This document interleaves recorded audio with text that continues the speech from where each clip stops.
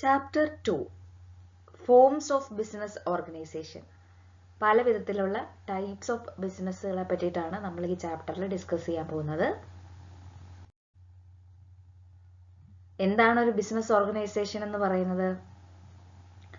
ഒരു ബിസിനസിന്റെ objectives achieve ചെയ്യാൻ വേണ്ടിയിട്ട് രൂപപ്പെടുത്തുന്ന ഓർഗനൈസേഷനുകളെയാണ് ബിസിനസ് ഓർഗനൈസേഷൻ എന്ന് പറയുന്നത്. അത് ക്രിയേറ്റ് ചെയ്യപ്പെടുന്ന ഒരു എന്റർപ്രൈസ്. അത് ഓരോ ആക്ടിവിറ്റീസ് ചെയ്ത് ആ പർട്ടിക്കുലർ എന്റർപ്രൈസിന്റെ ഒബ്ജക്റ്റീവ്സ് അച്ചീവ് ചെയ്യാനായിട്ട് ഇങ്ങനെ ശ്രമിച്ചുകൊണ്ടിരിക്കും. അത് പല രീതിയിലായിരിക്കും ചെയ്യുന്നത്. ചിലപ്പോൾ പ്രൊഡക്ഷൻ ചെയ്തിട്ടായിരിക്കും, ചിലപ്പോൾ എന്തെങ്കിലും സാധനങ്ങൾ പർച്ചേസ് ചെയ്ത് അത് സെയിൽ ചെയ്തിട്ടായിരിക്കും. അത് ഗുഡ്സ് ആവാം, സർവീസുകളാവാം, എന്ത് വേണമെങ്കിലും ആവാം.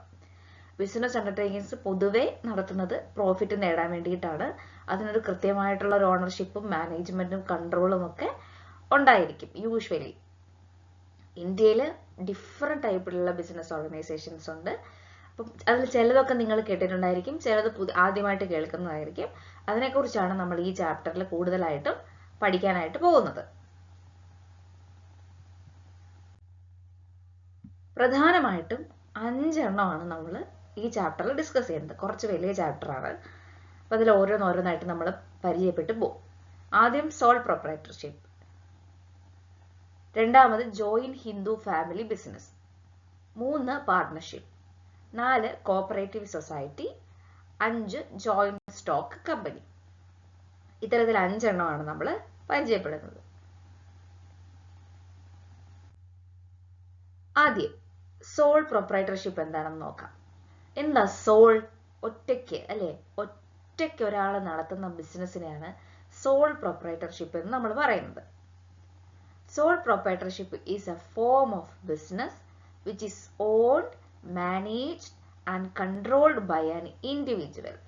ഒരു വ്യക്തി ഒറ്റയ്ക്ക് നടത്തിക്കൊണ്ടു പോകുന്ന, ഒറ്റയ്ക്ക് ഓൺ ചെയ്ത്, ഒറ്റയ്ക്ക് മാനേജ് ചെയ്ത്, ഒറ്റയ്ക്ക് കൺട്രോൾ ചെയ്യുന്ന ടൈപ്പ് ഓഫ് ബിസിനസ്സിനെയാണ് സോൾ പ്രൊപ്രൈറ്റർഷിപ്പ് എന്ന് പറയുന്നത്. ആ ഒരു വ്യക്തി ഒറ്റയ്ക്കായിരിക്കും ആ ഒരു ബിസിനസ്സിന് ആവശ്യമായിട്ടുള്ള ക്യാപിറ്റൽ കൊണ്ടുവരുന്നത്, ആ ഒരു ബിസിനസ്സുമായിട്ട് ബന്ധപ്പെട്ടിട്ടുള്ള റിസ്ക് മൊത്തം ബെയർ ചെയ്യുന്നത്, എല്ലാ തരത്തിലുള്ള ഓവറോൾ മാനേജ്മെന്റ് ചെയ്യുന്നത്, ആ ബിസിനസ്സിനെ കൺട്രോൾ ചെയ്യുന്നത് ഒക്കെ ആ ഒരു വ്യക്തി ഒറ്റയ്ക്കായിരിക്കും. അതുകൊണ്ടാണ് സോൾ പ്രൊപ്രൈറ്റർഷിപ്പ് എന്ന് പറയുന്നത്. ബിസിനസ്സിന് പ്രോഫിറ്റ് കിട്ടിയാൽ ആ പ്രോഫിറ്റ് മുഴുവനായിട്ടും ഈ ഒരു വ്യക്തിക്ക് എൻജോയ് ചെയ്യാനായിട്ട് പറ്റും. ബിസിനസ്സിന് ലോസ് ആണ് വന്നതെങ്കിലോ ലോസും കംപ്ലീറ്റ് ആയിട്ട് ഈ ഒരു വ്യക്തി ആയിരിക്കും ബെയർ ചെയ്യേണ്ടത്. അപ്പോൾ ഈ ഒരു പർട്ടിക്കുലർ ടൈപ്പ് ഓഫ് ബിസിനസ് നടത്തുന്ന ആൾക്കാരെയാണ് സോൾ പ്രൊപ്രൈറ്റർഷിപ്പ് എന്ന് പറയുന്നത്. ഇവരെന്തിനായിരിക്കും പൊതുവെ ഇങ്ങനെയുള്ള ബിസിനസ് ചെയ്യുന്നത്? ഒറ്റയ്ക്ക്. ഇപ്പം നിങ്ങളുടെ പരിചയത്തിലുള്ള ഒരു കട നടത്തുന്ന ചേട്ടൻ, ആ വ്യക്തി നടത്തുന്നത് സോൾ പ്രൊപ്രൈറ്റർഷിപ്പാണ്. ഒറ്റയ്ക്ക് ഒരു കട നടത്തുന്നു, ഒറ്റയ്ക്ക് ഒരു ബിസിനസ് നടത്തുന്നു. കൂടുതലും ഫാമിലി മെമ്പേഴ്സിനെ ഹെൽപ്പ് ചെയ്യാനോ 1-2 എംപ്ലോയീസിനെയൊക്കെ വെച്ച് ചെറിയ വർക്കായിരിക്കും അവിടെ നടക്കുന്നത്. വളരെ കുറച്ച് പേര് ഒറ്റയ്ക്കായിരിക്കും അയാൾ മാനേജ് ചെയ്യുന്നത്, ഓൺ ചെയ്യുന്നത്. സോൾ പ്രൊപ്രൈറ്റർഷിപ്പ് വേറൊരു പേരിലും അറിയപ്പെടുന്നുണ്ട്, സിംഗിൾ ഓണർഷിപ്പ് അല്ലെങ്കിൽ സിംഗിൾ പ്രൊപ്രൈറ്റർഷിപ്പ് എന്ന പേരിലും.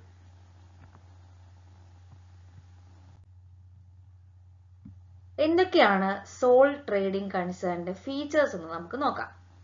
ഒന്നാമത്തെ ഫീച്ചറാണ് സിംഗിൾ ഓണർഷിപ്പ് എന്നുള്ളത്. നമ്മൾ ഓൾറെഡി 2-3 തവണ മെൻഷൻ ചെയ്തു പോയി. സോൾ പ്രൊപ്രൈറ്റർഷിപ്പ് ഒരാള് ഓൺ ചെയ്യുന്ന, ഒരാളാണ് അതിന്റെ ഫുൾ അധികാരവും, ഒരാളാണ് അതിന്റെ മൊത്തം മുതലാളിത്തം വഹിക്കുന്നത് ഒരു വ്യക്തിയായിരിക്കും, സിംഗിൾ പേഴ്സൺ ആയിരിക്കും.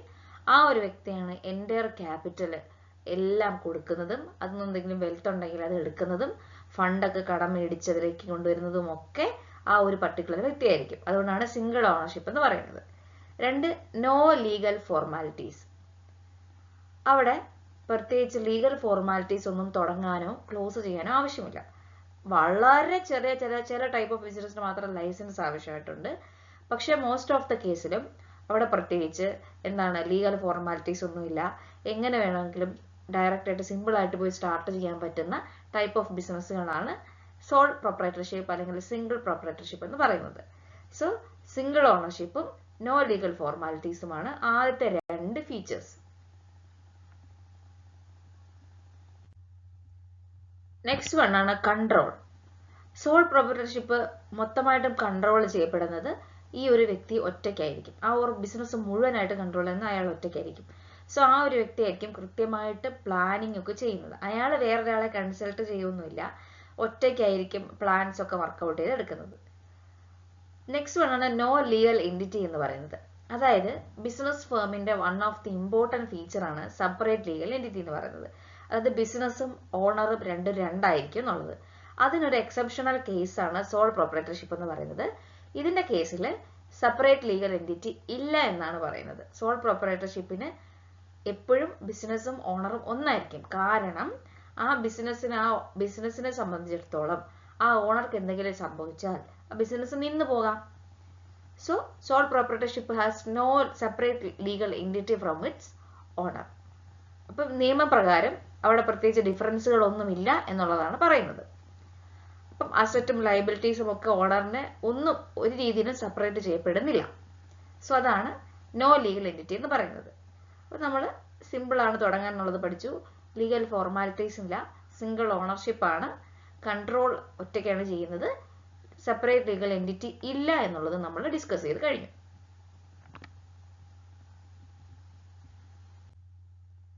നെക്സ്റ്റ് വൺ ആണ് അൺലിമിറ്റഡ് ലയബിലിറ്റി എന്നുള്ളത്. അൺലിമിറ്റഡ് ലയബിലിറ്റി, സോൾ പ്രൊപ്പറേറ്റർഷിപ്പിന് എപ്പോഴും ലയബിലിറ്റി അൺലിമിറ്റഡ് ആയിരിക്കും. നമുക്ക് ഫിക്സ് ചെയ്ത് പറയാൻ പറ്റത്തില്ല.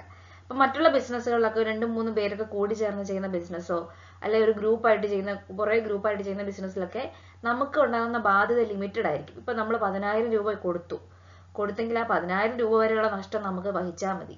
പക്ഷേ ഒരു സോൾ പ്രൊപ്പറേറ്റർഷിപ്പിനെ സംബന്ധിച്ചിടത്തോളം ആ വ്യക്തി മാത്രമാണ് മുഴുവൻ സാധനങ്ങളും കൊണ്ടുവരുന്നതും കടം മേടിക്കുന്നതും ഫണ്ട് കൊണ്ടുവരുന്നതും ക്യാപിറ്റൽ കൊണ്ടുവരുന്നതും ഒക്കെ.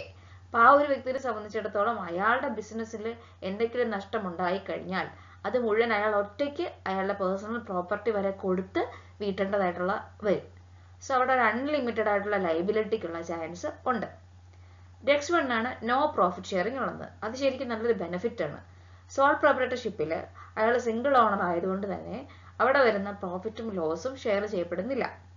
എസ്പെഷ്യലി പ്രോഫിറ്റ് ആണെങ്കിൽ 100% പ്രോഫിറ്റും ആ ഒരു വ്യക്തിക്കുള്ളതാണെന്നുള്ളതാണ് ഇവിടെ പറയുന്നത്. അതാണ് നോ പ്രോഫിറ്റ് ഷെയറിംഗ് കൊണ്ട് ഉദ്ദേശിക്കുന്നത്. നെക്സ്റ്റ് വൺ ആണ് ലാക്ക് ഓഫ് ബിസിനസ് കണ്ടിന്യൂറ്റി. അതായത് ബിസിനസിന്റെ ഓണർ സെപ്പറേറ്റ് ലീഗൽ എൻറ്റിറ്റി ഇല്ല എന്നുള്ളത് നമ്മൾ പഠിച്ചില്ലേ, അതിന്റെ വേറൊരു ടേമാണ് ഇവിടെ. അതായത് ഏതെങ്കിലും തരത്തിൽ ആ ഒരു വ്യക്തിക്ക് എന്തെങ്കിലും ഡെത്തോ അല്ലെങ്കിൽ എന്തെങ്കിലും ബാങ്ക്രപ്റ്റ് ആവുകയോ ഏതെങ്കിലും രീതിയിൽ അത് റൺ ചെയ്യാൻ പറ്റിയില്ലെങ്കിൽ ആ ബിസിനസ് സ്റ്റോപ്പ് ആയിപ്പോവും. സോ അതാണ് ബിസിനസ് കണ്ടിന്യൂറ്റി ഉണ്ടാവാനുള്ള സാധ്യത വളരെ കുറവാണ്. കാരണം ഒരു വ്യക്തിയാണല്ലോ അവിടെ ബിസിനസ് നടത്തുന്നത്. അതുകൊണ്ട് തന്നെ ഇനി നെക്സ്റ്റ് നമ്മൾ നോക്കാൻ പോകുന്നത് അഡ്വാൻറ്റേജസ് ഓഫ് സോൾ പ്രൊപ്പറേറ്റർഷിപ്പ് ആണ്. എന്തൊക്കെയാണ് സോൾ പ്രൊപ്പറേറ്റർഷിപ്പ് തുടങ്ങാനുള്ള ഈസി ആയിട്ടുള്ള, നമുക്ക് എന്തുകൊണ്ട് സോൾ പ്രൊപ്പറേറ്റർഷിപ്പ് എടുക്കാം? ഒന്ന്, ഈസി ആയിട്ടുള്ള ഫോർമേഷൻ. വളരെ ഈസി ആയിട്ട് നമുക്ക് ഫോം ചെയ്യാം. വളരെ ഇമ്പോർട്ടൻ്റ് ആയിട്ടുള്ള ഒരു ഫീച്ചറാണിത്. നമുക്ക് ഒറ്റയ്ക്ക് തുടങ്ങുന്നതായതുകൊണ്ട് തന്നെ അതിന്റെ പോസിബിലിറ്റി ഭയങ്കര കൂടുതലാണ്. നമുക്ക് വളരെ കുറച്ച് ലീഗൽ ഫോർമാലിറ്റീസേ ഉള്ളൂ, ലൈസൻസ് ചിലപ്പോൾ എടുക്കേണ്ടി പോലും വരത്തില്ല. അപ്പൊ അത്തരത്തിലുള്ള വളരെ ഈസി ആയിട്ട് നമുക്ക് എൻ്റർ ചെയ്യാൻ പറ്റും. സോ ഈസി ആയിട്ടുള്ള ഫോർമേഷനാണ് ഒന്നാമത്തെ ഗുണം. 2, ക്വിക്ക് ആയിട്ടുള്ള ഡിസിഷൻസ്. അതെങ്ങനെയാണ് നമുക്ക് പെട്ടെന്ന് ഡിസിഷൻസ് എടുക്കുക? നിങ്ങൾ ഈ ചൊല്ല് കേട്ടിട്ടുണ്ടോ, ആള് കൂടിയാ പാമ്പ് ചാവില്ല എന്ന്? വിച്ച് മീൻസ് കുറെ പേര് വന്നു കഴിഞ്ഞാൽ നമുക്ക് ഡിസിഷൻസ് എടുക്കാൻ ഭയങ്കര ബുദ്ധിമുട്ടായിരിക്കും. അതേസമയം നമ്മൾ ഒറ്റയ്ക്കോ 1-2 പേര് മാത്രമാണെങ്കിൽ നമ്മൾ ഡിസിഷൻസ് വളരെ ക്വിക്കായിട്ട് എടുക്കും. സോ ആ ഒരു കാര്യം നിങ്ങൾ ഇവിടെ ഓർത്താൽ മതി. ക്വിക്ക് ഡിസിഷൻസ് എടുക്കാൻ വേണ്ടി പറ്റും. വളരെ ഫ്രീ ആണ് അയാൾ ഡിസിഷൻ എടുക്കാനായിട്ട്. വേറെ ആരെയും കൺസൾട്ട് ചെയ്യേണ്ട ആവശ്യമില്ല, വേറെ ആരുടെയും പ്രോംപ്റ്റ് ചെയ്യേണ്ട കാര്യങ്ങളൊന്നും കേൾക്കേണ്ട ആവശ്യമില്ല. അയാളുടെ ഒരു എഫിഷ്യൻസി വെച്ചിട്ട് ആ ഒരു പർട്ടിക്കുലർ വ്യക്തിക്ക് വളരെ ക്വിക്കായിട്ട് ഡിസിഷൻസ് എടുക്കാനായിട്ട് സാധിക്കും. നെക്സ്റ്റ് വൺ ആണ് motivation to work. Proprietor സ്വന്തമായിട്ടാണല്ലോ profit എല്ലാം ഏൺ ചെയ്യുന്നത്, അയാളാണ് ലോസ് എല്ലാം ബെയർ ചെയ്യുന്നത്. സോ അയാൾക്ക് അയാളുടെ എഫേർട്ടിനടുത്ത് ഒരു ഡയറക്റ്റ് ആയിട്ടുള്ള റിലേഷൻഷിപ്പ് വരും. അയാൾ എഫേർട്ട് ഇട്ടാൽ അയാൾക്ക് റിട്ടേൺ കിട്ടും. സോ അതൊരു മോട്ടിവേഷനാണ്. എപ്പോഴും നമ്മൾ നല്ലോണം പഠിച്ചാൽ നമുക്ക് നല്ലോണം മാർക്ക് കിട്ടുമെന്ന് നമുക്കറിയാം. അപ്പം നമ്മൾ നന്നായിട്ട് പഠിക്കും, മാർക്ക് വാങ്ങും. അപ്പം നമുക്ക് നെക്സ്റ്റ് ടൈമും അതേ റിപ്പീറ്റ് ചെയ്യാനുള്ള ഒരു സാധ്യത, ഒരു മോട്ടിവേഷൻ നമുക്ക് വരും. അതേപോലെയാണ് ഇവിടെ പറഞ്ഞിരിക്കുന്നത് മോട്ടിവേഷൻ ടു വർക്ക്. അയാൾക്ക് ഡയറക്റ്റ് ആയിട്ട് എഫേർട്ട് ഇട്ടാൽ ജോലിയിൽ റിട്ടേൺ കിട്ടും എന്ന് അറിയുമ്പോൾ അയാൾ എഫേർട്ട് ഇടും. സോ അതൊരു മോട്ടിവേഷനായിട്ട് ആക്ട് ചെയ്യും. സോ അവിടെ ഒരു ഇൻസെന്റീവ് പോലെ അത് ആക്ട് ചെയ്യാണ് ചെയ്യുന്നത്. നെക്സ്റ്റ് അഡ്വാൻറ്റേജ് ആണ് സീക്രസി എന്ന് പറയുന്നത്. ഒരുപാട് പേരില്ലാത്തത് കൊണ്ട് തന്നെ ബിസിനസ് സീക്രസി സോൾ പ്രൊപ്രൈറ്റർഷിപ്പിൽ വളരെ ഇമ്പോർട്ടൻറ്റ് ഫീച്ചറാണ്. കാരണം ഇത് പുറത്തോട്ട് ആരെ അറിയിക്കേണ്ട ആവശ്യം ആ ഒരു വ്യക്തിക്കില്ല. ആ സോൾ ട്രേഡറാണ് മുഴുവൻ ഇൻഫർമേഷൻസും അയാളുടെ മനസ്സിൽ സൂക്ഷിക്കുന്നത്. അപ്പോൾ അയാൾക്ക് അത് പബ്ലിഷ് ചെയ്യേണ്ട ആവശ്യമോ ഒന്നുമില്ല. സോ ദാറ്റ് അത് ഭയങ്കര ഇമ്പോർട്ടൻ്റ് ആണ്. സീക്രസി എന്ന് പറഞ്ഞ അഡ്വാൻറ്റേജ് സോൾ പ്രൊപ്രൈറ്റർഷിപ്പിന് എപ്പോഴും ഉണ്ട്. നെക്സ്റ്റ് അഡ്വാൻറ്റേജ് ആണ് ഓപ്പറേഷൻസിലുള്ള ഫ്ലെക്സിബിലിറ്റി ഓഫ് ഓപ്പറേഷൻസ്. വളരെ സ്മോൾ സൈസിലുള്ള സിമ്പിളായിട്ട് മാനേജ് ചെയ്യുന്ന ഈ സോൾ പ്രൊപ്രൈറ്റർഷിപ്പിൽ നമുക്ക് പെട്ടെന്ന് എന്തെങ്കിലും ചേഞ്ചസ് വന്നു കഴിഞ്ഞാൽ ഈസി ആയിട്ട് അതിനോട് നമുക്ക് അഡാപ്റ്റ് ചെയ്യാനായിട്ട് പറ്റും. അപ്പോൾ പുതിയ ബിസിനസ്സിൽ എന്തെങ്കിലും കാര്യങ്ങളുണ്ടെങ്കിൽ ഇൻക്രീസ് ചെയ്യാനോ ഡിക്രീസ് ചെയ്യാനോ ഒക്കെ കണ്ടീഷൻ അനുസരിച്ച് ഫ്ലെക്സിബിൾ ആയിട്ട് ആക്ട് ചെയ്യാൻ സാധിക്കും എന്നുള്ളതാണ് ഇവിടെ പറയുന്നത്. നെക്സ്റ്റ് അഡ്വാൻറ്റേജ് ആണ് എക്കണോമി എന്നുള്ളത്. സോൾ പ്രൊപ്രൈറ്റർഷിപ്പ് ഫോം ചെയ്യാൻ ശരിക്കും പറഞ്ഞാൽ കുറച്ച് ഈസി ആണ്. നമുക്ക് വളരെ കുറച്ച് ക്യാപിറ്റലും കുറച്ച് അഡ്മിനിസ്ട്രേഷൻ എക്സ്പെൻസ് ഒക്കെ ഉണ്ടെങ്കിൽ നമുക്ക് ഈസി ആയിട്ട് എക്കണോമിക്കലി നമുക്ക് ചെയ്യാൻ പറ്റുന്ന ബിസിനസ് ആണ് സോൾ പ്രൊപ്രൈറ്റർഷിപ്പ് എന്ന് പറയുന്നത്. നെക്സ്റ്റ് അഡ്വാൻറ്റേജ് ആണ് സെൽഫ് എംപ്ലോയ്മെന്റ് എന്ന് പറയുന്നത്. സെൽഫ് എംപ്ലോയ്മെന്റ് എന്ന് പറഞ്ഞു കഴിഞ്ഞാൽ സോൾ പ്രൊപ്രൈറ്റർഷിപ്പ് എപ്പോഴും ഒരു കൈൻഡ് ഓഫ് സെൽഫ് എംപ്ലോയ്മെന്റ് ആയിട്ട് ആക്ട് ചെയ്യുന്നു. ലൈവ്ലിഹുഡ് ഇൻഡിപെൻഡന്റ് ആയിട്ട് ലീഡ് ചെയ്യാനായിട്ട് അതിനെ ഹെൽപ്പ് ചെയ്യുന്നത്, ഇതിങ്ങനെ നമുക്കൊരു കാശ് ഉണ്ടാക്കാനുള്ള ഒരു ഇമ്പോർട്ടൻറ്റ് പാർട്ടായിട്ട് സെൽഫ് എംപ്ലോയ്മെന്റ് ആക്ട് ചെയ്യുന്നുണ്ട്.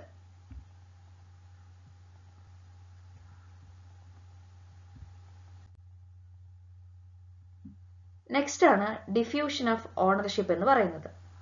അതായത് സോൾ ട്രേഡിംഗിൽ ബിസിനസ് ഓണർഷിപ്പ് ഡിഫ്യൂസ്ഡ് ആണ്. The concept of sole proprietorship business create large number of units in the economy. There is no danger of concentration of economic power in a few hands. അതായത് നമുക്ക് ownership പല ആളുകളിൽ നിന്ന് നിൽക്കുന്നത് കൊണ്ട് തന്നെ ഒരു ടീമിലേക്ക് മാത്രം കുറെ പണം എത്തിച്ചേരുക, അവരിലേക്ക് പവർ എത്തിച്ചേരുക എന്ന് പറയുന്ന പരിപാടി സോൾ പ്രൊപ്രൈറ്റർഷിപ്പിൽ നടക്കുന്നില്ല. കാരണം അവിടെ പല ആളുകളാണ് ഇത് ഓൺ ചെയ്യുന്നത്. സോ പല ആളുകളിലേക്ക് പണം എത്തും, പല ആളുകളിലേക്ക് പവർ എത്തും. അപ്പം അതുകൊണ്ട് തന്നെ എഫക്റ്റീവായിട്ട് ഒരു സൊസൈറ്റി മുന്നോട്ട് പോകാനായിട്ട് എപ്പോഴും സോൾ പ്രൊപ്രൈറ്റർഷിപ്പ് നല്ലതാണ്. അല്ലാതെ മിക്ക കമ്പനികളിലൊക്കെ ഇപ്പോൾ വലിയ വലിയ കമ്പനി ആയിക്കഴിഞ്ഞാൽ ആ ഒരു കമ്പനിക്ക് വേണ്ടി മാത്രം ഒരു മൊണോപ്പൊളിയിലേക്ക് എത്തുക, കുത്തക ആയി മാറുക ചെയ്യും. സോ അതിനെ ഒഴിവാക്കാനായിട്ട് എപ്പോഴും സോൾ പ്രൊപ്രൈറ്റർഷിപ്പ് കറക്റ്റായിട്ട് ആക്ട് ചെയ്യുന്നുണ്ട്. നെക്സ്റ്റ് ആണ് ഡെവലപ്മെന്റ് ഓഫ് പേഴ്സണാലിറ്റി എന്നുള്ളത്. അതായത് ഒരാൾ ഒറ്റയ്ക്ക് നടത്തുന്ന ബിസിനസ് അല്ലേ ഇത്. അപ്പം അയാളുടെ ക്വാളിറ്റീസ്, ഇൻഡിവിജ്വൽ ആയിട്ടുള്ള ക്വാളിറ്റീസ് വളരെയധികം കൂടും. Qualities of self Reliance, self confidence, responsibility, വളരെ ഇനീഷ്യേറ്റീവായിട്ട് അയാൾ ആക്ടിവിറ്റീസ് ചെയ്യും. സോ അതൊക്കെ വളരെ ഇമ്പോർട്ടൻ്റ് ആണ്, ഡെവലപ്മെന്റ് ഓഫ് പേഴ്സണാലിറ്റി എന്നുള്ളത്. ഓക്കെ,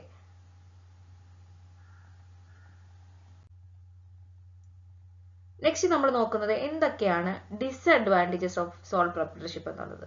ഒന്നാമത്തെ ഡിസ്അഡ്വാൻറ്റേജ് നമുക്കറിയാം, ഒരാൾ ഒറ്റയ്ക്ക് നടത്തുന്ന ബിസിനസ് ആയതുകൊണ്ട് തന്നെ അയാൾ കൊണ്ടുവരുന്ന ക്യാപിറ്റൽ അല്ലെങ്കിൽ പണം, മൂലധനം എന്ന് പറയുന്നത് വളരെയധികം കുറവായിരിക്കും. റിസോഴ്സസ് വളരെ കുറവായിരിക്കും. ഒരാളുടെ പേഴ്സണൽ സേവിങ്സിൽ നിന്ന് തുടങ്ങുന്നതായിരിക്കും ചിലപ്പോൾ ഈ ബിസിനസ്. അപ്പോൾ അയാൾ മറ്റുള്ളവരെ സംബന്ധിച്ചിടത്തോളം വളരെ ഡിഫിക്കൽട്ടാണ് അയാൾക്ക് ബിസിനസ് വലുതാക്കാനൊക്കെ. രണ്ടാമതാണ് അൺലിമിറ്റഡ് ലയബിലിറ്റി എന്നുള്ളത്. One of the major advantage ആണ് അൺലിമിറ്റഡ് ലയബിലിറ്റി. സോൾ ട്രേഡർ ഒറ്റയ്ക്ക് ആ ബിസിനസ് നടത്തുന്നതുകൊണ്ട് തന്നെ അതിന് എത്രയൊക്കെ നഷ്ടം വന്നാലും അയാളുടെ പേഴ്സണൽ പ്രോപ്പർട്ടി വരെ കൊണ്ട് വിറ്റ് അത് അടയ്ക്കേണ്ടതായിട്ടുള്ളൊരു സ്ഥിതി അവിടെ വരുന്നുണ്ട്. So that is unlimited liability for the sole trader. ഇത് രണ്ട് മേജർ അഡ്വാൻറ്റേജസ് ആണ്, ലിമിറ്റഡ് ക്യാപിറ്റൽ, അൺലിമിറ്റഡ് ലയബിലിറ്റി.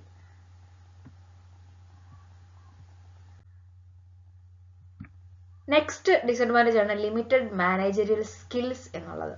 ഒരു സോൾ ട്രേഡർ എന്ന് പറഞ്ഞാൽ അയാൾ ഒറ്റയ്ക്ക് നടത്തുന്ന ഒരു പരിപാടിയാണ്, ഒരു വൺ മാൻ ഷോ എന്ന് വേണമെങ്കിൽ നമുക്ക് പറയാം അയാളുടെ ബിസിനസ്സിനെ. സോ അയാൾ എല്ലാ ഫങ്ഷൻസും പർച്ചേസ് ചെയ്യുന്നതും സെയിൽസ് ചെയ്യുന്നതും മാർക്കറ്റ് ചെയ്യുന്നതും ഫിനാൻസ് ചെയ്യുന്നതും എല്ലാം അയാൾ ഒറ്റയ്ക്കാണ്. സോ വളരെ പാടാണ് ഇതിലെല്ലാം നല്ലപോലെ എക്സൽ ചെയ്യുന്ന ഒരാളെ സെലക്ട് ചെയ്യുക, കണ്ടെത്തുക എന്നുള്ളത്. സോ പലതരത്തിലുള്ള ലിമിറ്റഡ് ആയിട്ടുള്ള ഫിനാൻഷ്യൽ റിസോഴ്സസ് വെച്ചിട്ട് സോൾ ട്രേഡർ എപ്പോഴും വളരെ ലിമിറ്റഡ് ആയിട്ടേ ടാലന്റഡ് ആയിട്ടുള്ള എംപ്ലോയീസ് ആയിട്ട് മാറാറുള്ളൂ. അപ്പം അവർക്ക് അത് മാനേജ് ചെയ്യാനുള്ള സ്കിൽസ് വളരെ കുറവായിരിക്കും. ഇപ്പൊ നമ്മളൊരു വേറൊരു ഗ്രൂപ്പായിട്ട് ബിസിനസ് നടത്തുകയാണെങ്കിൽ നമ്മൾ ചിലപ്പോൾ ഒരു MBA ഒക്കെ ക്ലിയർ ചെയ്ത് അല്ലെങ്കിൽ ഇതിന് മാനേജറിയൽ സ്കിൽസ് ഉള്ള ആൾക്കാരെ ആയിരിക്കുമല്ലോ മാനേജറായിട്ട് വെക്കുന്നത്. സോ ഇപ്പൊ ഇവിടുത്തെ കേസിൽ പലതരത്തിലുള്ള ഫിനാൻഷ്യൽ റിസോഴ്സസിനെ വെച്ചിട്ട് സോൾ ട്രേഡർ അയാളുടെ ഒറ്റയ്ക്കുള്ള മാനേജറിയൽ സ്കിൽസ് ഉപയോഗിച്ചാണ് ചെയ്യുന്നത്.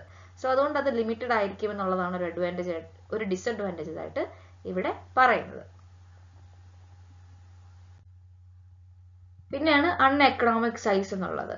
വളരെ ചെറിയ സൈസിലാണ് സോൾ പ്രൊപ്രൈറ്റർഷിപ്പ് എപ്പോഴും ഓപ്പറേഷൻസ് നടത്താറുള്ളത്. അതുകൊണ്ട് തന്നെ വളരെ ലാർജ് സ്കെയിലിലേക്ക് നമ്മുടെ ഓപ്പറേഷൻസ് പോവാനോ ബൾക്കായിട്ട് പർച്ചേസ് ചെയ്യാനോ അല്ലെങ്കിൽ ലേബർ ഡിവൈഡ് ചെയ്ത് കൊടുക്കാനോ ഒന്നുമുള്ള സാധ്യത വളരെ കുറവാണ് സോൾ പ്രൊപ്രൈറ്റർഷിപ്പിൽ. നെക്സ്റ്റ് ഡിസഡ്വാൻറ്റേജ് ആണ് അൺസർട്ടൺ ആയിട്ടുള്ള ലൈഫ് എന്നുള്ളത്. അതായത് സോൾ പ്രൊപ്രൈറ്റർഷിപ്പുകൾക്ക് നമുക്ക് ഇൻഡിവിജ്വലിന് എത്ര ലൈഫ് ഉണ്ടോ അത്രയും ഉള്ളൂ ബിസിനസ്സിലെ ലൈഫ്. ആ വ്യക്തിക്ക് എന്തെങ്കിലും സംഭവിച്ചു കഴിഞ്ഞാൽ എന്തെങ്കിലും തരത്തിലുള്ള അസുഖം ബാധിക്കുകയോ അല്ലെങ്കിൽ ഏതെങ്കിലും തരത്തിൽ എഫക്ട് ചെയ്യുകയോ ചെയ്തു കഴിഞ്ഞാൽ ഈ ബിസിനസ് സ്റ്റോപ്പായി പോകും. സോ അതാണ് അൺസർട്ടൺ ലൈഫ് എന്ന് പറഞ്ഞിട്ടുള്ള ഡിസഡ്വാൻറ്റേജ് കൊണ്ട് ഉദ്ദേശിക്കുന്നത്.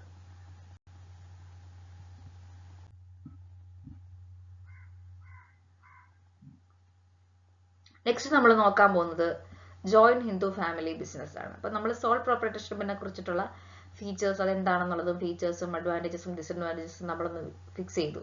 അതിനെക്കുറിച്ചൊരു ധാരണയായെന്ന് വിശ്വസിക്കുന്നു. നെക്സ്റ്റ് നമ്മൾ നോക്കുന്നത് ജോയിന്റ് ഹിന്ദു ഫാമിലി ബിസിനസ് ആണ്. എന്താണ് ജോയിന്റ് ഹിന്ദു ഫാമിലി ബിസിനസ്? ഇത് ഇന്ത്യയിൽ മാത്രം കാണപ്പെടുന്ന ഒരു special type of form of business ആണ് joint Hindu family business. Business own ചെയ്യുന്നതും മാനേജ് ചെയ്യുന്നതും ഒക്കെ ഒരു ഹിന്ദു ഫാമിലി ആയിരിക്കും. അത് അൺഡിവൈഡഡ് ആയിട്ടുള്ള ഫാമിലി. അതായത് അവിടെ എല്ലാവരും കൂടെ ഒരുമിച്ച് കൂട്ടുകുടുംബമായിട്ടായിരിക്കും താമസിക്കുന്നത്. ഇവര് ഒരു പർട്ടിക്കുലർ ഹിന്ദു ലോ വെച്ചിട്ടായിരിക്കും ഈ ബിസിനസ് ഓർഗനൈസേഷൻ ആയിട്ട് റൺ ചെയ്യുന്നത്. ജോയിന്റ് ഹിന്ദു ഫാമിലിയിൽ ഹിന്ദു അൺഡിവൈഡഡ് ഫാമിലി ആയതുകൊണ്ട് തന്നെ അവിടെ എല്ലാവരും ഗ്രാൻഡ് പേരൻസും പേരൻസും സൺസും ഒക്കെ അവിടെ ഇൻക്ലൂഡഡ് ആയിട്ട് വരും. ഹിന്ദു അൺഡിവൈഡഡ് ഫാമിലിയിൽ ഏറ്റവും പ്രായമായിട്ടുള്ള മെയിൽ മെമ്പർ ആയിരിക്കും അവിടുത്തെ എല്ലാ കാര്യങ്ങളും നോക്കി നടത്തുന്നത്. ആ വ്യക്തിനെ പറയുന്ന പേരാണ് കർത്ത എന്നുള്ളത്. ആ വ്യക്തിയുടെ ലൈബിലിറ്റി മാത്രം അൺലിമിറ്റഡ് ആയിട്ടുള്ള ലൈബിലിറ്റി ആയിരിക്കും. അപ്പം അയാളാണ് ഒരു ഓണറിനെ പോലെ ആക്ട് ചെയ്യുന്നത്. അപ്പം ഇവിടെ എല്ലാ മെമ്പേഴ്സിനും ഈക്വൽ ആയിട്ടുള്ള റൈറ്റ് ഉണ്ട്, ഓണർഷിപ്പ് റൈറ്റ് ഉണ്ട്. ആൻസ്റ്ററൽ അവരുടെ പരമ്പരാഗതമായിട്ട് വന്നിട്ടുള്ള പ്രോപ്പർട്ടി വെച്ചിട്ടായിരിക്കും അവർ ആ ബിസിനസ് റൺ ചെയ്യുന്നത്. പ്രധാനമായിട്ടും 2 കണ്ടീഷൻസ് ആണ് ഹിന്ദു അൺഡിവൈഡഡ് ഫാമിലിയിൽ ഇപ്പം എക്സിസ്റ്റ് ചെയ്യുന്നത്. ഒന്ന്, മിനിമം 2 മെമ്പേഴ്സ് എങ്കിലും ആ ഫാമിലിയിൽ ഉണ്ടായിരിക്കണം. പരമ്പരാഗതമായിട്ടുള്ള പ്രോപ്പർട്ടി ഉണ്ടായിരിക്കണം. ഇത് വെച്ചിട്ട് അവർക്ക് ആ ബിസിനസ് തുടങ്ങാനായിട്ട് പറ്റത്തുള്ളൂ. 2 സിസ്റ്റം ഓഫ് മെമ്പർഷിപ്പ് ആണ് ഹിന്ദു അൺഡിവൈഡഡ് ഫാമിലിയിൽ ഉണ്ടെന്ന് പറഞ്ഞു. അത് 2 പേര് പറഞ്ഞിട്ടുണ്ട്. ഒന്ന് ദയാഭാഗ സിസ്റ്റം, 2 മിത കഷാര സിസ്റ്റം.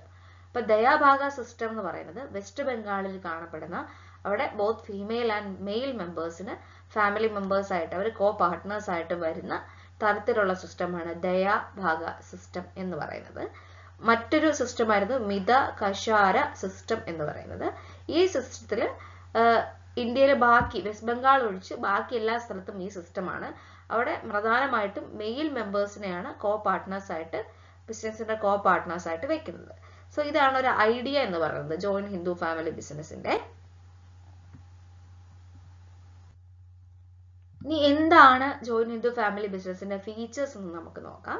ഒന്ന്, അവർക്ക് ബൈ ബർത്ത് മെമ്പർഷിപ്പ് കിട്ടും. മെമ്പർഷിപ്പ് ഹിന്ദു അൺഡിവൈഡഡ് ഫാമിലിയിൽ ഓട്ടോമാറ്റിക് ആയിട്ട് വരുന്നതാണ്. അവിടെ മെമ്പറായിട്ട് ജന്മന അവർക്ക് അതിലേക്ക് ഓണർഷിപ്പ് കിട്ടുകയും അവർ ആ പരമ്പരാഗതമായുള്ള പ്രോപ്പർട്ടിയുടെ കോ പാർട്ട്ണർ ആയിട്ട് മാറുകയും ചെയ്യുന്നു. അതാണ് മെമ്പർഷിപ്പ് ബൈ ബർത്ത് എന്ന് പറയുന്ന ഫീച്ചർ കൊണ്ട് ഉദ്ദേശിക്കുന്നത്. നെക്സ്റ്റ് വൺ ആണ് ഫോർമേഷൻ എന്ന് പറയുന്നത്. 2 മെമ്പേഴ്സ് എങ്കിലും ആ ഒരു ഫാമിലിയിൽ ഉണ്ടെങ്കിലും അവർക്ക് ആൻസ്ട്രൽ ആയിട്ടുള്ള പ്രോപ്പർട്ടി കിട്ടിയിട്ടുണ്ടെങ്കിൽ അവർക്ക് ആ ബിസിനസ് തുടങ്ങാൻ പറ്റും. അവിടെ പ്രത്യേകിച്ച് എഗ്രിമെന്റ് വേണം, വേറെ എഗ്രിമെന്റ് ഒന്നും വേണമെന്നുള്ള ഒരു ധാരണ ഇവിടെ ഇല്ല. സോ മെമ്പർഷിപ്പ് ബൈ ബർത്ത് ആണ് ഫസ്റ്റ് ഫീച്ചർ. 2, അവർക്ക് ഇങ്ങനെ ഫോം ചെയ്യാൻ പറ്റും എന്നുള്ളതാണ് സെക്കൻഡ് ഫീച്ചർ. 3, കൺട്രോൾ. ഞാൻ ഓൾറെഡി മെൻഷൻ ചെയ്തിട്ടുണ്ടായിരുന്നു. കൺട്രോൾ ചെയ്യുന്നത് ആ ഹിന്ദു അൺഡിവൈഡഡ് ഫാമിലിയിലുള്ള ഏറ്റവും പ്രായമേറിയ പുരുഷനായിട്ടുള്ള മെമ്പർ, അദ്ദേഹത്തിനെയാണ് കർത്ത എന്ന് വിളിക്കുന്നത്. ഈ കർത്തയാണ് എല്ലാ ഡിസിഷൻസും എടുക്കുന്നതും ഈ ഒരു ബിസിനസ് മൊത്തത്തിൽ മാനേജ് ചെയ്യപ്പെടുന്നതും ആ വ്യക്തിയാണ്. നെക്സ്റ്റ് ഫീച്ചറാണ് മൈനർ മെമ്പേഴ്സിനെ കുറിച്ചിട്ട്. ബൈ ബർത്ത് തന്നെ മൈനേഴ്സ് ഇവിടെ മെമ്പറായിട്ട് മാറും എന്നുള്ളതാണ് വളരെ ഇമ്പോർട്ടൻ്റ് ആയിട്ടുള്ള ഫീച്ചർ. നെക്സ്റ്റ് ലൈബിലിറ്റി ആണ്. ലൈബിലിറ്റിയുടെ കേസിൽ പറയാനാണെങ്കിൽ ലൈബിലിറ്റി ഓഫ് കർത്ത എന്ന് പറയുന്നത് അൺലിമിറ്റഡ് ആയിരിക്കും.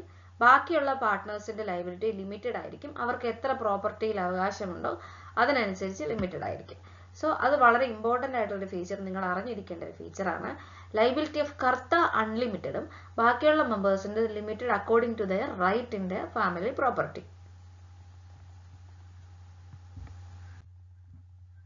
നെക്സ്റ്റ് വൺ ആണ് കണ്ടിന്യൂറ്റി എന്ന് പറയുന്നത്. ഈ ഹിന്ദു അൺഡിവൈഡഡ് ഫാമിലിയിലെ കണ്ടിന്യൂറ്റി ഒരു കർത്ത മരിച്ചു എന്ന് പറഞ്ഞതുകൊണ്ട് അഫക്റ്റ് ആവത്തില്ല. കർത്ത മരിച്ചാൽ അതൊരു പൊസിഷൻ അല്ലേ, അപ്പം അടുത്ത സീനിയർ ആയിട്ടുള്ള മെയിൽ മെമ്പർ കർത്തയായിട്ട് മാറും. സോ അങ്ങനെ അതിങ്ങനെ കണ്ടിന്യൂ ചെയ്ത് പൊക്കോണ്ടിരിക്കും. അല്ലാതെ സോൾ ട്രേഡർഷിപ്പിൽ കണ്ടതുപോലെ അത് സ്റ്റോപ്പ് ആയി പോകുന്ന ഒരു പരിപാടി ഇവിടെ ഇല്ല. അതാണ് കണ്ടിന്യൂറ്റി ഉള്ള ബിസിനസ് ആണ് Hindu undivided family. Next feature ആയിരുന്നു no maximum limit on membership. അവിടെ പ്രത്യേകിച്ച് ഇത്ര പേർക്ക് മെമ്പർ ആവാം, ഇത്ര പേർക്ക് മെമ്പർ ആയിക്കൂടെ, അങ്ങനെയുള്ള റെസ്ട്രിക്ഷൻസ് ഒന്നുമില്ല. അവർക്ക് എത്ര വേണമെങ്കിലും മെമ്പർഷിപ്പിനെ ആഡ് ഓൺ ചെയ്യാനായിട്ട് പറ്റും. By birth members add on ആവുകയും ബൈ ഡെത്ത് മെമ്പേഴ്സ് അതിൽ നിന്ന് ഔട്ടായി മാറുകയും ചെയ്യുന്നുണ്ട്. നെക്സ്റ്റ് നമ്മൾ നോക്കാൻ പോകുന്നത് എന്തൊക്കെയാണ് ഹിന്ദു അൺഡിവൈഡഡ് ഫാമിലിന്റെ അഡ്വാൻറ്റേജസ് എന്നുള്ളതാണ്. ഒന്ന്, ഈസി ആയിട്ടുള്ള ഫോർമേഷൻ ആണ്.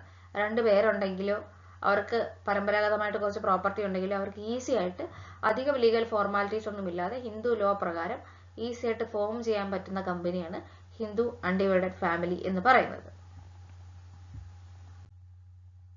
രണ്ടാമത്തെ ഇമ്പോർട്ടൻ്റ് ആയിട്ടുള്ള അഡ്വാൻറ്റേജ് ആണ് continuity of the business. Already നമ്മൾ പറഞ്ഞതുപോലെ തന്നെ കർത്ത എന്ന് പറയുന്ന വ്യക്തിക്ക് ഡെത്ത് സംഭവിച്ചാൽ പോലും ഹിന്ദു അൺഡിവൈഡഡ് ഫാമിലി അവിടെ എക്സിസ്റ്റ് ചെയ്യും. അവിടുത്തെ അടുത്ത എൽഡസ്റ്റ് മെയിൽ മെമ്പർ അവിടുത്തെ കർത്തയായിട്ട് മാറുകയും ആ വ്യക്തി ബാക്കിയുള്ള ബിസിനസ് ഡീൽ ചെയ്ത് നടത്തുകയും ചെയ്യും. 3, സീക്രസി. ഇവിടെ പബ്ലിക്കുമായിട്ട് ഇവർക്ക് ബന്ധമില്ലാത്തതുകൊണ്ട് തന്നെ കംപ്ലീറ്റ് സീക്രസി ഇവരുടെ ഹിന്ദു അൺഡിവൈഡഡ് ഫാമിലിക്കുള്ളിൽ തന്നെ നിൽക്കുകയും ഡിസിഷൻസ് ഒക്കെ എടുക്കുന്നത് കർത്ത ആയതുകൊണ്ട് കൂടുതൽ സീക്രട്ട് ആയിട്ട് അത് വെക്കാനായിട്ട് സാധിക്കുകയും ചെയ്യും. എല്ലാവരുമായിട്ട് ഡിസ്കസ് ചെയ്യണമെന്ന് നിർബന്ധം ഒന്നും ഇല്ല. നെക്സ്റ്റ് ഫീച്ചർ ആണ് അഷ്യൂർഡ് ആയിട്ടുള്ള ഷെയർ എല്ലാ മെമ്പേഴ്സിനും കിട്ടുമെന്നുള്ളത്.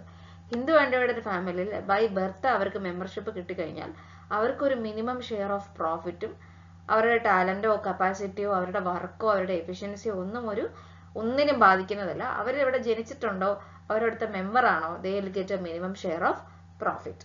അതാണ് അഷ്യൂർഡ് ആയിട്ടുള്ള ഷെയർ ടു ഓൾ മെമ്പേഴ്സ് എന്നുള്ള അഡ്വാൻറ്റേജ് കൊണ്ട് പറയുന്നത്.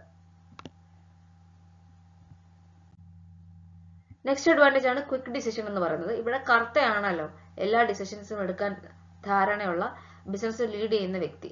സോ കർത്തയ്ക്ക് വളരെ ഈസി ആയിട്ട് ഡിസിഷൻസ് എടുക്കാൻ പറ്റുമെങ്കിൽ ക്വിക്ക് ആയിട്ട് ഡിസിഷൻ എടുക്കാൻ പറ്റുന്ന ഒരു ബിസിനസ് ഫേം തന്നെയാണ് ഹിന്ദു അൺഡിവൈഡഡ് ഫാമിലി എന്ന് പറയുന്നത്.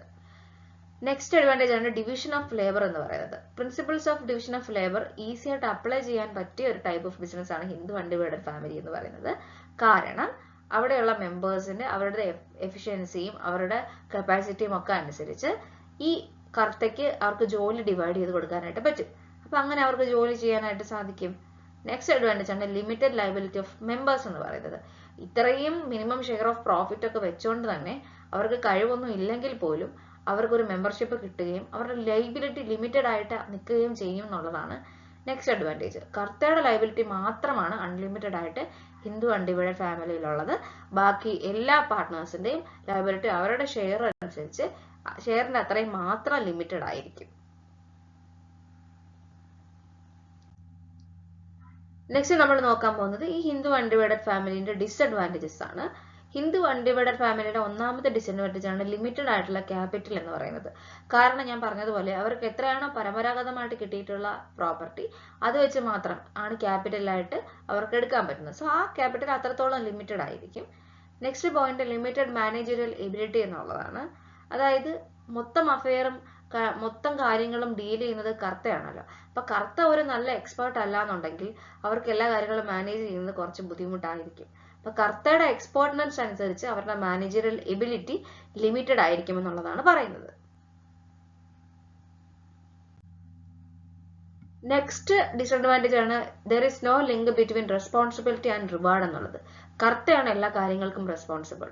അല്ലാതെ അവിടെയുള്ള എന്തെങ്കിലും കടബാധ്യത വന്നാലോ വേറെ എന്തെങ്കിലും കാര്യങ്ങൾ വന്നാലോ റെസ്പോൺസിബിലിറ്റീസ് ഒക്കെ വന്നാലോ അവിടെയുള്ള മെമ്പേഴ്സ് ഇതിനൊന്നും ഒരു കണക്ഷൻ ഇല്ല. അവർക്ക് നന്നായിട്ട് പെർഫോം ചെയ്തെന്ന് പറഞ്ഞ് കൂടുതൽ കിട്ടുകയോ കുറവ് പെർഫോം ചെയ്തു എഫിഷ്യൻസി കുറവാണെന്ന് പറഞ്ഞ് കുറവ് ആക്കുകയോ ഒന്നുമില്ല. അവർക്ക് കോ പാർട്ട്നേഴ്സിന് അവരുടെ ഷെയർ ഓഫ് പ്രോഫിറ്റിൽ നിന്നുള്ള പണം അവർക്ക് എത്തും, അവർക്ക് അതിനുള്ള റിവാർഡ് കിട്ടും.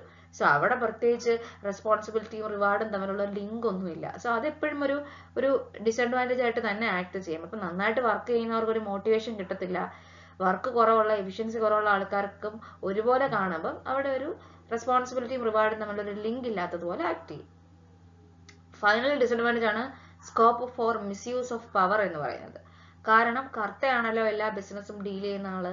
ആ പവർ അയാൾ മിസ്യൂസ് ചെയ്താൽ അവരുടെ കമ്പനീനെ തന്നെ അത് ബാധിക്കും, മൊത്തത്തിലുള്ള ബെനിഫിറ്റ്സ് കുറയും, എല്ലാം പ്രശ്നമാവും. സോ മിസ്യൂസ് ചെയ്ത് കഴിഞ്ഞാൽ, പവർ മിസ്യൂസ് ചെയ്യുന്ന കർത്തയാണെങ്കിൽ അത് ശരിക്കും വലിയൊരു ഡിസഡ്വാൻറ്റേജ് ആണ് ഹിന്ദു അൺഡിവൈഡഡ് ഫാമിലിക്ക്.